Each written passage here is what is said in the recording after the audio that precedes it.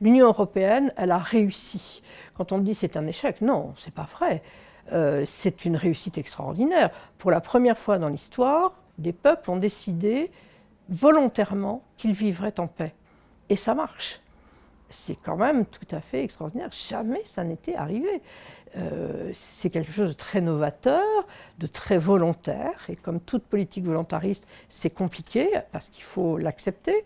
Il y a des moments et des gens qui peuvent l'accepter plus ou moins suivant les moments. Mais c'est un très grand succès. Et peut-être que l'Europe aujourd'hui est un peu victime de ce succès, puisqu'elle a réussi. C'est devenu finalement notre quotidien. Et du coup, ça ne fait plus rêver. Et c'est un peu embêtant.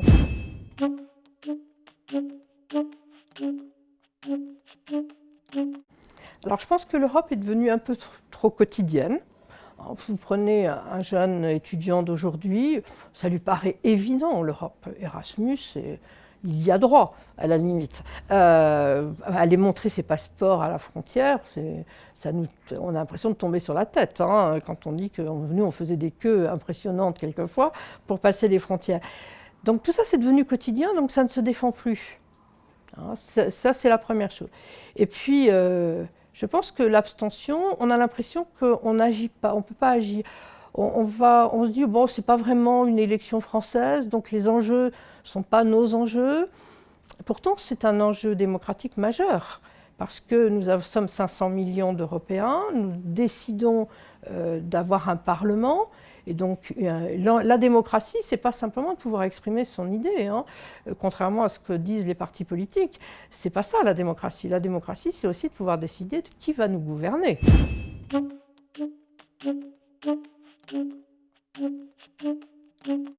Quand on me dit l'Europe fait du mal, l'Europe c'est pas bien, mais est-ce que les Européens savent ce qu'ils doivent à l'Europe? Alors la paix c'est une valeur sûre, mais ça enquiquine tout le monde, parce que la paix c'est ennuyeux, c'est comme chacun sait, mais nous devons notre décollage économique. Alors, il faut se rappeler quand même que le décollage économique de l'Europe c'est lié à ça. Nous sommes une très grande puissance mondiale. Nous sommes une très grande puissance mondiale, nous sommes bien plus nombreux que les Américains, nous sommes beaucoup plus riches individuellement et collectivement que la Chine ou l'Inde.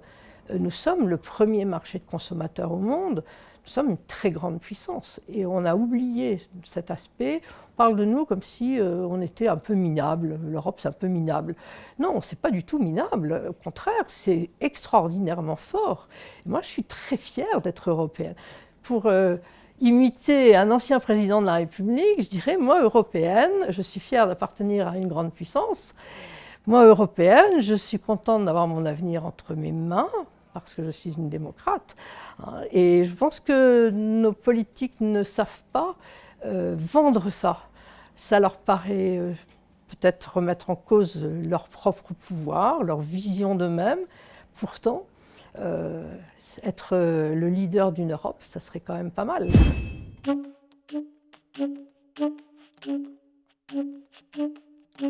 Dans la nature des Européens, il y a une chose, moi, qui me paraît importante, dont nous avons hérité d'Athènes, de Rome et de Jérusalem. Et d'ailleurs, c'est intéressant, nous avons hérité d'une ville qui n'est pas européenne. Et donc, notre rapport au monde s'inscrit là. Nous avons hérité d'Athènes. Et un élément particulièrement, nous avons hérité du personnage, du héros. Le héros athénien, Ulysse, Homère, les héros athéniens ont nourri notre imagination et ça peut se décliner dans toute notre histoire de l'Europe. Nous avons inventé le martyr, au premier temps du christianisme, et puis quand l'Empire est devenu chrétien, nous avons inventé le saint. Et puis, si je ne vais pas faire 20 siècles d'histoire, rassurez-vous, mais si j'arrive à la période contemporaine, nous avons le héros qui a été le poilu, et puis le résistant. À un moment, rappelez-vous, toute l'Europe, on avait l'impression que toute l'Europe avait été résistante. On se demandait comment Hitler avait réussi pendant tout le temps où il avait réussi. Et il y a un mois, il y a eu les sapeurs-pompiers de Paris. Et toute la presse a titré sur les héros, à juste titre d'ailleurs. Mais c'est assez intéressant cette thématique du héros. Or aujourd'hui, dans le discours européen, nous n'avons plus de héros. Nous n'avons plus de héros et nous n'avons aucun héros proposé. Et je pense qu'une des grandes parties du problème, il est là.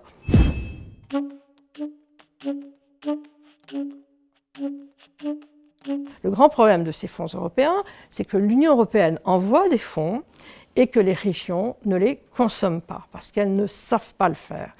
Et donc, elles vont les renvoyer. Or, les Français, nous sommes vraiment très mauvais dans ce domaine. Nous renvoyons beaucoup d'argent à Bruxelles parce que nous ne les avons pas consommés. Nous ne l'avons pas consommé, ce qui est quand même aberrant. Alors, quand on entend l'Union européenne ne fait pas ci ou ne fait pas ça, non, ce n'est pas l'Union européenne qui ne fait pas ci, ce sont les régions.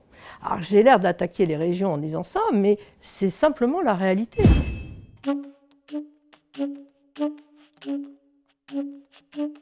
L'Europe, aujourd'hui, elle manque un peu de projets. Elle a eu des projets. Il y a eu le projet de la reconstruction, hein, qui n'était pas un petit projet, le développement économique, la lutte contre la Russie, hein, les problèmes avec la Russie, la chute du mur, tout ça, c'était des grands projets qui ont donné du souffle à l'Union européenne. Aujourd'hui, qu'est-ce qui peut donner du souffle ? Il y a des grands projets, je crois, et il y en a un qui est la défense de l'Europe. Parce que nous sommes une très grande puissance, nous n'avons pas de défense. Nous avons délégué notre défense à l'OTAN. Et il est frappant de voir que les partis qui aujourd'hui sont des partis qui se présentent nationalistes, populistes, extrémistes, tout ce que vous voulez, vous pouvez le décliner, tous ces partis envisagent avec une parfaite tranquillité de déléguer notre défense à l'étranger, alors qu'ils refusent de déléguer des compétences qui sont des compétences européennes à l'Europe. C'est hallucinant quand même quand on y réfléchit, c'est d'une mauvaise foi et d'une mésintelligence politique qui me paraît absolument flagrant. Donc je crois que la défense est un véritable enjeu dans un monde où les États-Unis ont le regard tourné vers le Pacifique et plus du tout vers nous. Et pour ça, Trump a bien suivi Obama, hein, ils sont dans la même veine. Je pense que il faut le faire. Il faut le faire dans le monde d'aujourd'hui. Et puis l'autre enjeu, parce que c'est l'enjeu un peu d'aujourd'hui aussi, qui est sûrement d'essayer de rendre la planète plus propre, plus attirante, plus vivante, avec un problème, puisque l'Europe est le continent le plus propre, hein, le plus normatif dans ce domaine-là. Il ne s'agit pas de rajouter des contraintes aux contraintes des Européens, mais d'inciter, que l'Europe soit la puissance qui incite dans la joie et la bonne humeur, et non pas dans le « il y a qu'à faucon » et il ne faut surtout pas, on vous interdit de faire ça, vous devez faire ça, parce que ça, les gens en ont ras-le-bol. Ce langage-là ne passe plus.